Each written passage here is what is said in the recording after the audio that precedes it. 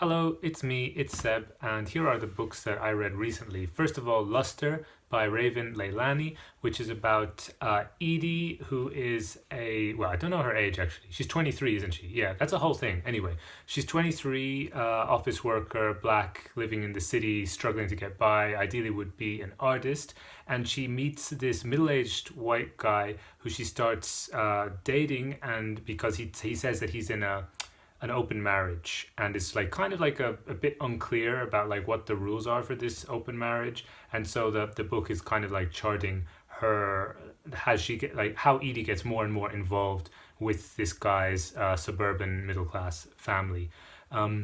This was a big book on booktube, and I was looking forward to it. I had heard it on the audiobook. The writing I liked a lot. It was kind of like really nice writing, and the themes like kind of spoke to me, but I didn't connect basically with any of the characters, but especially Edie, and it feels like the whole book is really like a character study of Edie.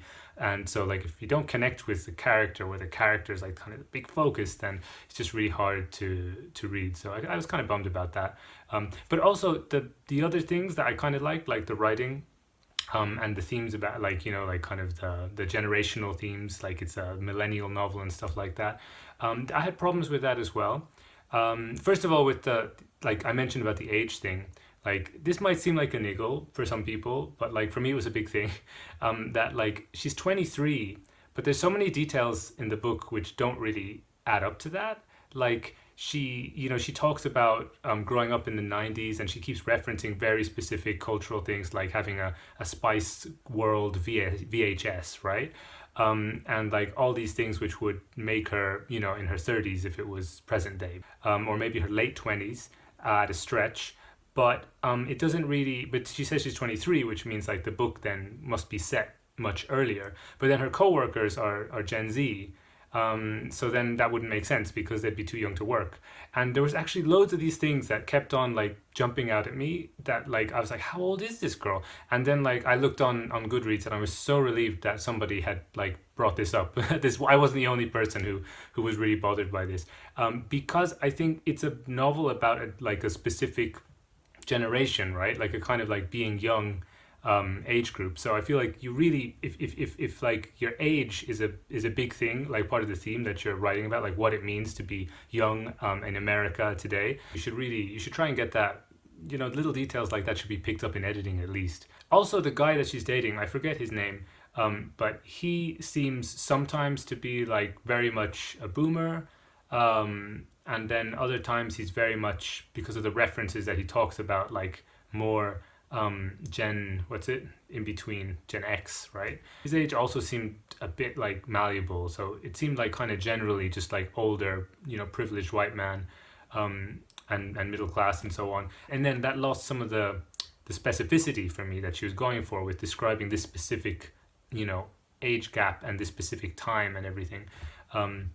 But yeah, I actually do like books about the clash of generations that are going on, that's going on in contemporary society, especially Western societies. So that's something that I guess I wanted more out of in this book, given that is something that's a big part of the book.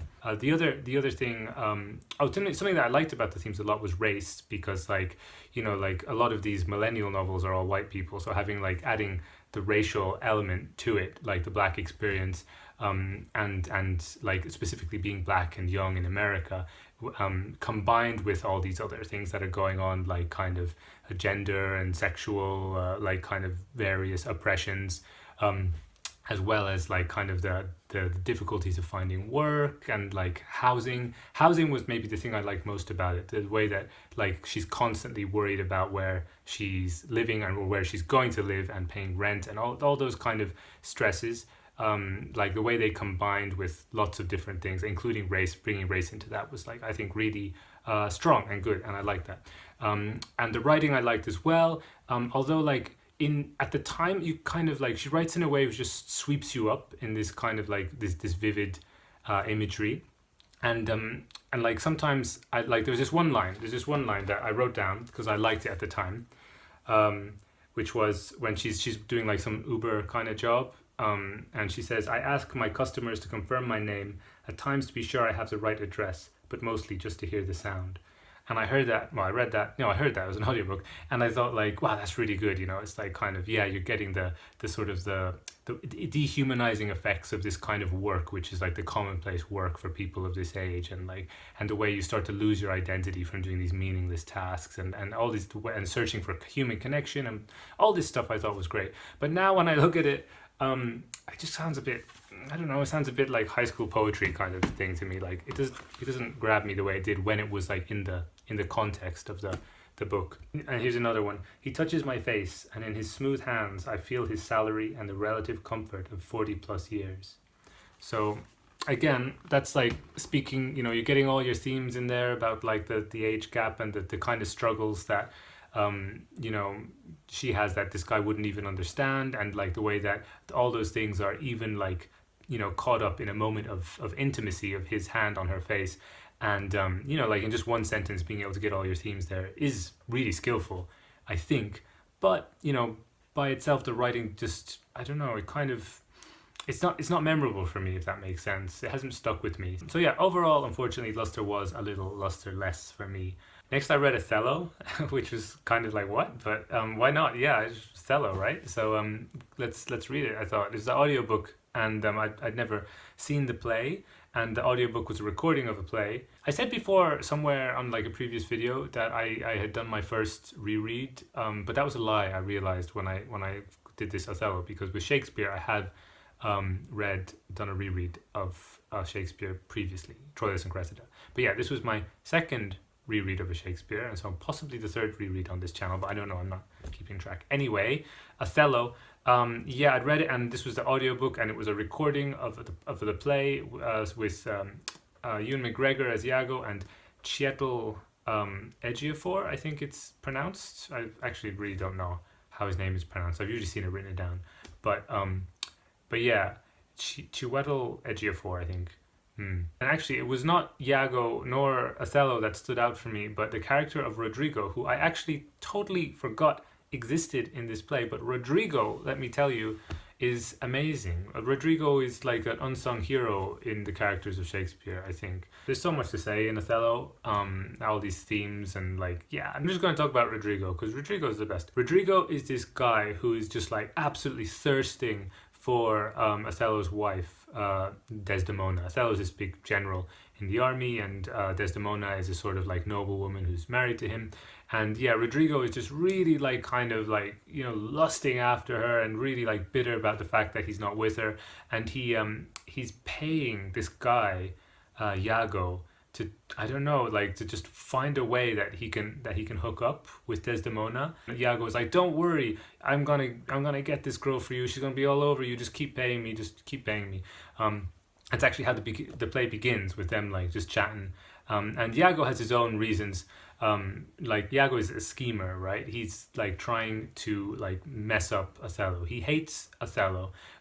Why he hates Othello exactly is kind of like one of the mysteries of the play, which is fun to talk about. One of the reasons is obviously just pure racism. He keeps saying like, I hate the Moor, I hate the Moor. And the Moor is just like the word they used then for black people, I think, rather than specifically people who were like of the Moorish like kind of ethnic descent, I think. But anyway, yeah, there's lots of reasons, and he wants to screw up Othello. And there's this guy, Rodrigo, who's absolutely pathetically asking over and over again to get with Desdemona. So Iago's like, okay, somehow this will work to my advantage. I'll just keep on taking this guy's money until I find a way to really mess up Othello. And that's like how the play begins. That's how all the action happens. And every time we get a scene which is Rodrigo and Iago chatting to each other, it's just so fun, because, you know, Iago is super smart and like schemy and like kind of this edgelord kind of personality, where he's like also like really full of himself and like, oh, I'm the master manipulator, nobody knows what I'm doing, and I'm just taking all these chaotic elements and I'm gonna throw them together to destroy this guy because I can. And then Rodrigo is just absolutely, he's just this loser, and I don't know, there's something so fun about the dynamic, and I love reading about losers, and these sort of really, really pathetic men is just something I think is really fun to read about. I don't know if there's other people feel the same, but like, yeah, I think that's something I like in literature, just absolutely pathetic man, the sun is starting to go down, so this is going to be, I can see already, one of those videos where it just gets darker and darker as I go on. But just think of it like a long fade out. But anyway, the next book has a change of tone. Oh, that's kind of darkly appropriate, long fade out. But yeah, this is Devil in a Coma by Mark Lanegan, a memoir, very unusual for my reading habits. But yes, a memoir. The reason being that Mark Lanegan is a musician who I really liked when I was a teenager. He died this year, which is, I was pretty shocked and sad. He wasn't that old. And this book is the last thing he wrote, which was published last year, about his struggles with COVID. So I don't think it was officially announced what he exactly died of, but if you read the book, you kind of understand that his health condition was really, really, really poor. The book is basically just charting his time in and out of hospitals, starting with the beginning of the pandemic. He comes to Ireland actually, and I think he was in Kerry, was it?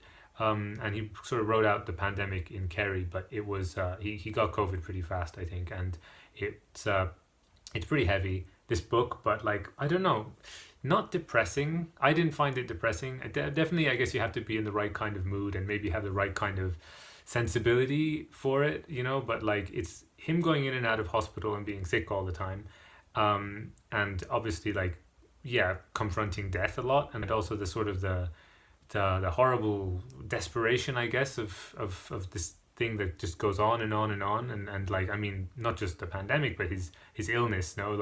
He's one of the people who obviously had a very difficult time during it all, and it seems to have been touch and go with him a lot of times. So yeah, obviously it's a very raw book, and maybe it's not for everybody, but it's kind of weirdly hopeful in a lot of ways. At least I found it that way. His personality just really kind of spoke to me. He's got this sort of self-deprecating way of narcissism almost, which makes sense since he's a sort of rock star, like a low-key rock star. So he's got this sort of narcissism where he keeps basically saying I brought this on myself, and for all the sort of the drugs I took when I was younger, and the way that I messed up my body in lots of ways, and the way that I've been bad to people in my life, and he's got this really sort of downer look at the idea that as though he's responsible for a lot of the things that are happening to him. But when you read it, you don't feel that. So there's this sort of gap between his authorial voice and our experience, which is, I don't know, it's good. I really liked it. It's I didn't expect I would enjoy it so much, given the fact that he's not a famous writer or anything. He's a famous musician, but yeah, it hit some sort of nerve, which was really great. The structure is so seems kind of random because it mixes in his memories of the past with the experiences he's going through, and there's not any obvious end point to it, but it somehow works really well. I don't know if he just has a great editor, or if the mix of hospital time and memories and kind of hallucinations and poetry. Oh yeah, I should have mentioned there's loads of poetry as well, which isn't good really as poetry, but good as just this variation on his way of expressing what he's going through, both in terms of his memories and in terms of his experiences of illness and so on. But yeah, it was great. I loved it. I really loved it actually. There's sort of little experimental things in it, sometimes there'll be lines of just punctuation, cutting pieces of the text across, and those I don't know, they weren't again, sort of the poems, they didn't really do anything in and of themselves, but it just kind of felt like you're kind of going through somebody's kind of bitter, regretful, but somehow still hopeful and very living consciousness. I think that's the thing. He felt really alive, in his words. He feels so full of life, even as he at the time that he's saying that, well, I guess this is it, I'm kicking the bucket now, but there's some sort of contradiction there, which is just very satisfying and kind of, I don't know, made me feel warm inside. It feels in a way like flash fictions, which just keep on adding layers to this life, and so yeah, it feels like a life being developed before your eyes. And in a way which I really liked. And the ending is obviously when he wrote it, he didn't expect he was going to die just after writing it. So it's got a kind of very bittersweet ending because, he obviously, the note that it ends on feels different knowing what we know now. But yeah, so maybe it's not for everyone, this book, but I actually really recommend it if anything that I said sounds interesting or sounds like a way that could be a good way for some people to process the pandemic or death in general or something like that, then I really recommend this one. Then I read Pine. This was an audiobook, but I DNF'd it. Pine by Toon, I think it was. I'll put the titles, the authors for these things in the description if I miss some. But yeah, this is a book about, like, this is a thriller, sort of like, it begins on Halloween, and I saw somebody else review it positively, I forget who, on BookTube, and so I thought, oh, that sounds great, and it was around Halloween, so I thought I want something set in Halloween, and like this, I haven't had a thriller in a while, so this would be good, and I just didn't click with it from the very beginning. It's in a small town, America, I think, and like, gosh, I don't really remember, because like, I remember thinking like, I kind of want to understand the mystery, because like, it seemed obvious to me what was going on, because the adults, there's this woman that appears, and that we're getting a child's eye view, a child's perspective, on this woman who appears out of nowhere and gets like kind of picked up by her father, and he sort of takes care of her, and then she's gone from the house, and the next day the dad said there never was any woman here, and so there seems to be some sort of conspiracy going on in the town, and then it seems to get a bit supernatural, which I wasn't expecting, and then I was like, oh, so this isn't really what I thought it was. And then I just thought, I want to know what's going on, but I don't want to bother having to read or listen to the rest of this book to get there. And so maybe I'll do that. So I kind of put it down for a bit. And then after a day or two, I realized I'd forgotten about it, and I didn't even care about what happened in it. So I'm afraid I can't recommend that one, and I don't have much more to say on it. So we'll move on swiftly to The Idol of the Cyclades, which is a short story by Julio Cortázar, which I read because I read something else, and then I was talking about it. I think I mentioned it on my channel, and then talking about it in the comments, and so I just like thought, oh yeah, I want to remember this story, so I read it again. Idol of the Cyclades is about three archaeologists, three like kind of amateur archaeologists who go to the Cyclades, and they find this idol of a Minoan civilization, and they get a friend to help them smuggle it out back to France. Do they live in, or Spain? I'm pretty sure it's France. And then they kind of go their separate ways, and one of them is an artist, and he keeps the idol and keeps making replicas of it over and over and over again in a creepy, obsessive way. So eventually his friend goes back to meet him, one of the three. There's two men and a woman, and that sort of it's a sort of love triangle tension. It gets like discussed as the story unfolds. It's a very short story, very creepy. I love it. Absolutely, anything by Julio Cortázar is usually worth a read, so I recommend it. Then I finished finally Absorbed by Kylie Whitehead. This book, it took me a long time to read. It's I forget how many pages, like 300 pages maybe, but it's just like, I don't know. It was one of those books that it didn't really have a strong plot going forward. So I should say what it's about. It's about a woman who's very insecure in her relationship with her boyfriend. She's worried he's gonna leave her, so one night they have sex and she absorbs his body into her own body, and so he's like trapped in there or whatever. What exactly happened is very unclear, except for the fact that his body has been absorbed into hers, and she is like kind of freaking out about it. Okay, so I actually just turned on the light there. I realized that was something I could do. But yeah, Absorbed, this woman absorbs her boyfriend, and then she just thinks about it and panics and has panic attacks, and this is again another millennial novel for sure. She's like of a certain age, and lots of the things she has to worry about and are stressing her apart from her relationships have to do with I mean, she's kind of well off. She's definitely better off than Edie from Luster.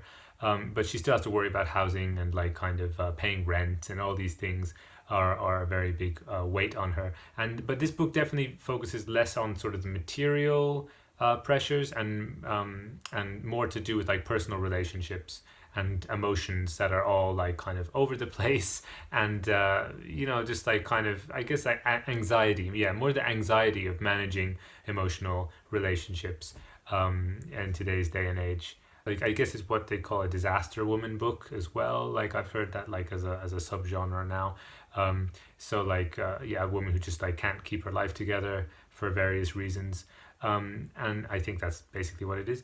But yeah, I enjoyed kind of the whole vibe of this book a lot, and I like the premise. Sometimes it almost felt though like it was veering into just being like a normal murder story, because like she starts worrying that someone's going to find out that she's absorbed her boyfriend, so she starts like trying to cover things up, and she's worried about, oh, I told this person this, so that, but I told that person that, so what if they meet each other? And you know, it's like all like trying to keep her lies in order and stuff like that, and like create a nice image that her boyfriend just went on holiday or whatever. But knowing that it can't last, and it's all gonna, you know, come crashing down at some point. So sometimes it felt like why is this an absorbed book rather than just a murder novel? And usually I think that like it's not an issue, but like yeah, just sometimes. But another issue that I just reminded myself of with that was the ending, because it does feel all the way that this is leading up to something.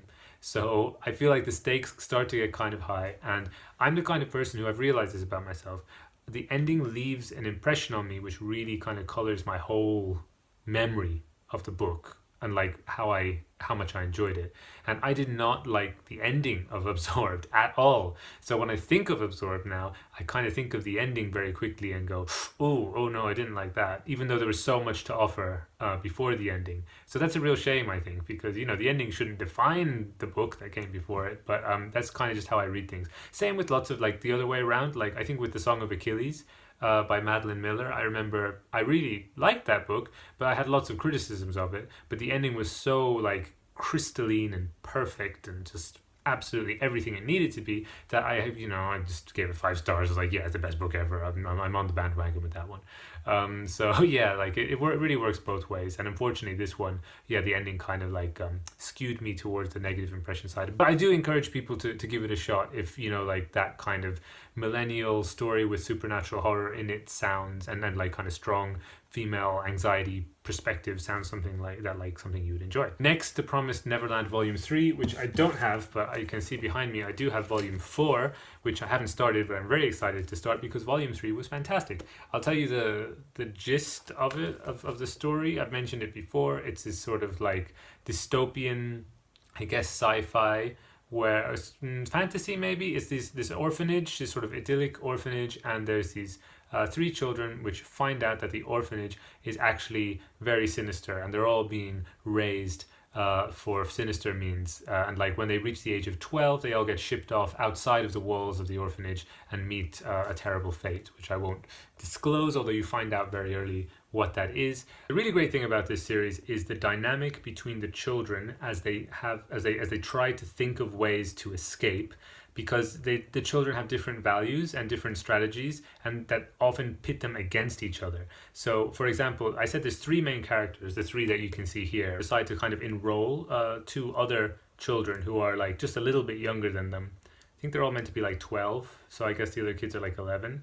But yeah, they enroll the younger ones, but they don't decide not to tell them the whole truth. They tell them like half-truths to get them more on board and to help, you know, the things that would be most conducive to getting like everything working smoothly, so that they can escape in the most efficient way possible. And then those 2 start to figure out something's gone wrong, and in volume 3 there's a big clash, and they discover they've been lied to. And that like kind of huge, like, you know, the fight that ensues between the children is really interesting, because you see how you know there's no right way to go about these things, but you know like a lot of the stuff that they've been doing to each other is wrong. But again, the reason why everyone keeps betraying and lying to each other is because they all care about each other, because they all love each other so much that they want to save as many people as possible.